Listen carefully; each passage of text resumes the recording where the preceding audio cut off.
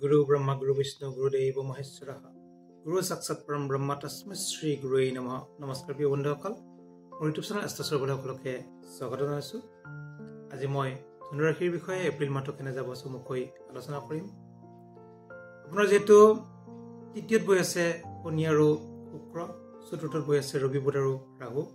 পঞ্চমত বৈ আছে চন্দ্ৰ ষষ্ঠত বৈ আছে বৃহস্পতি সপ্তমত বৈ আছে মংগল কৰ্মস্থানত বৈ আছে কেতু দশমত এনেকৈ আপোনাৰ গোটেই ৰাশিটো আৰম্ভ হৈছে গোটেই মাহটো আৰু মাজতে কিছু গ্ৰহবিলাক সঞ্চাৰ হ'ব সঞ্চাৰ হোৱাৰ লগে আপুনি ভাল ফল বা কিছু অশুভ ফল লাভ কৰিব আপোনাৰ ৰাশিৰ অধিপতি হিচাপে যদি আমি চাওঁ ৰাশিৰ অধিপতি হৈছে বৃহস্পতি আৰু চতুৰ্থ স্থানৰ অধিপতিও বৃহস্পতি প্ৰাইমাৰী শিক্ষা বন্ধু এইবিলাকৰ ক্ষেত্ৰত আপোনাৰ অধিপতি বৃহস্পতি এনে ক্ষেত্ৰত ৰাশিৰ অধিপতি হিচাপে বৃহস্পতি ষষ্ঠত আছে ষষ্ঠত বা অষ্টমত বা দ্বাদশত এইবিলাকত যদি বৃহস্পতি থাকে তেতিয়া কিছু অশুভ ফলহে প্ৰদান কৰে গতিকে তেনে ক্ষেত্ৰত আপোনাৰ গোটেই মাহটো বহুত শুভ নহয় বৃহস্পতি যেটো কিছু বক্ৰী অতিচাৰ এনেকুৱা কিছু অকমান অশুভ থাকিব বৃহস্পতি যদি শেষৰ সময়ত থাকে তেতিয়া কিছু অশুভ হয় গতিকে আপোনাৰ ৰাশিৰ অধিপতি হিচাপে আৰু প্ৰাইমাৰী শিক্ষা বা বন্ধুস্থান হিচাপে বৃহস্পতি যেটো ষষ্ঠত আছে ষষ্ঠৰ পৰা যেতিয়া সপ্তমত যাব তেতিয়া অতি শুভ ফল লাভ কৰিব এটা বছৰৰ কাৰণে কিন্তু বৰ্তমান বৃহস্পতি বহুত শুভ নহয় গতিকে পাৰিলে বৃহস্পতিৰ কাৰণে আপোনালোকে টিচাৰ বা গুৰু সন্মান কৰক গুৰুক পূজনী দিয়ক গুৰুক মাতি আনি কিবা খুৱাওক বৃহস্পতিৰ বাৰে পাৰিলে নিৰামিষ খাওক যিমানখিনি পাৰে বৃহস্পতিৰ মন্ত্ৰ জপ কৰক কবচ লওক ধাৰণ কৰক এইবিলাক আপোনালোকে কৰিলে বা ব্ৰহ্মষষ্ঠী বা আপোনালোকে ধাৰণ কৰিব পাৰে এতিয়া আপোনালোকে ভাল ফল লাভ কৰিব ধনস্থান যদি চোৱা যায় ধনস্থানৰ অধিপতি হৈছে শনি আছে তৃতীয় স্থানত গতিকে টকা পইচাৰ ক্ষেত্ৰত যদিও কিছু অভাৱ থাকে তথাপিও কিন্তু সময়ে সময়ে ধন টকা পইচা আহি থাকিব এই মাহটোত টকা পইচাৰ ক্ষেত্ৰত বিশেষ অশুভ তেনেকুৱা নাই এইটো শনি আৰু শুক্ৰ একেলগে আছে শনি শুক্ৰযুক্ত যদি মিত্ৰ গ্ৰহ হয় মিত্ৰ যদি একেলগে থাকে তেতিয়া ভাল ফলে প্ৰদান কৰে যদি ভাতৃস্থান চোৱা যায় আপোনাৰ ভাতৃস্থানত বহি আছে শনি আৰু শুক্ৰ ভাতৃ ভগ্নীৰ কিছু শুভ বুলি ক'ব পাৰি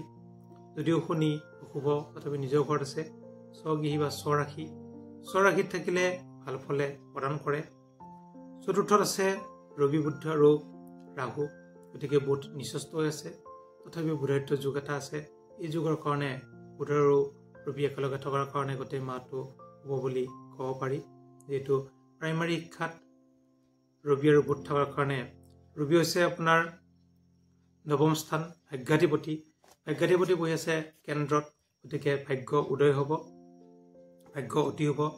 যিকোনো ক্ষেত্ৰত বাধা বিঘিনি আহিলেও ভাগ্যটো ভাল হোৱাৰ কাৰণে বাধা বিঘিনি নাশ হ'ব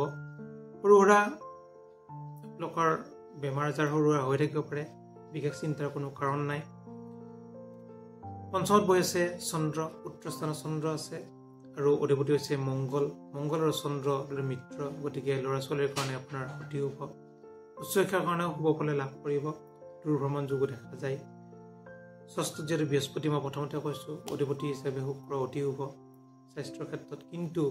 বৃহস্পতিয়ে কিছু অশুভ ফল দি থাকিব ষষ্ঠত যিহেতু বৃহস্পতি থাকিলে ভাল ফল প্ৰদান নকৰে সপ্তমত বহি আছে মংগল যিসকল ধনুৰাশিৰ জাতক জাতিকাই বিবাহত আগবাঢ়িব ইচ্ছা কৰে বা বিবাহ পাতিম বুলি ভাবি আছে তেওঁলোকে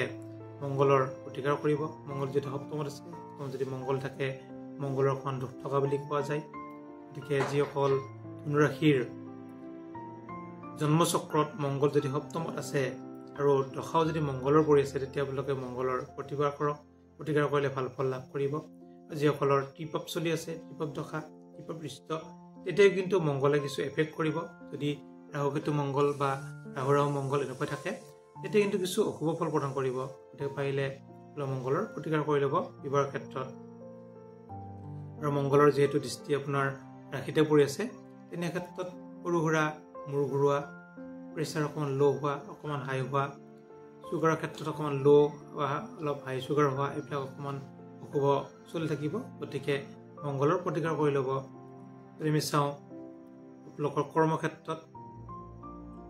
কৰ্মৰ অধিপতি হৈছে বুধ আৰু ভাগ্য অধিপতি হৈছে ৰবি ভাগ্য অতি শুভ বুধ আছে আপোনাৰ চতুৰ্থত আৰু বুধে আপোনাৰ কৰ্মঘৰৰ দৃষ্টি দি আছে যদিও বহুত নিচষ্ট হৈ আছে তথাপিও কিন্তু কৰ্মগৃহত দৃষ্টি দিয়াৰ কাৰণে কৰ্মত কিছু সুনামো আছে যিসকলে চিকিৎসা ক্ষেত্ৰত কাম কৰি আছে যিকোনো ক্ষেত্ৰত তেওঁলোকে ভাল ফল লাভ কৰিব প্ৰমোচন পাব তেওঁলোকৰ অতি হ'ব কিন্তু থকাৰ কাৰণে যিসকলে LICত চাকৰি কৰে LICত কাম কৰে LIC এজেণ্ট বা যিসকলে বেংকত চাকৰি কৰে তেওঁলোকৰ কিন্তু ভাল ফল লাভ কৰিব তেওঁলোকৰ প্ৰমোচন যোগ বা কৰ্মযোগ এইবিলাকত আপোনালোকে যদি এপ্লাই কৰে LIC বা বেংকত সোনকালে কৰ্ম লাভ কৰিব ইনকামৰ ক্ষেত্ৰত অতি হ'ব শুক্ৰ যিহেতু তৃতীয়ত আছে আৰু তেনে ক্ষেত্ৰত আপোনাৰ যদি আমি প্ৰতিকাৰ হিচাপে চোৱা যায় প্ৰতিকাৰ বৃহস্পতি আৰু মংগলৰ কৰিলে হৈ যাব যিহেতু আপোনাৰ ৰাশিৰ অধিপতি বৃহস্পতি ষষ্ঠত আছে আৰু বিবাহৰ ক্ষেত্ৰত মংগলৰ প্ৰতিকাৰ কৰিলে হ'ল যিসকলে বিবাহ নাপাতে বা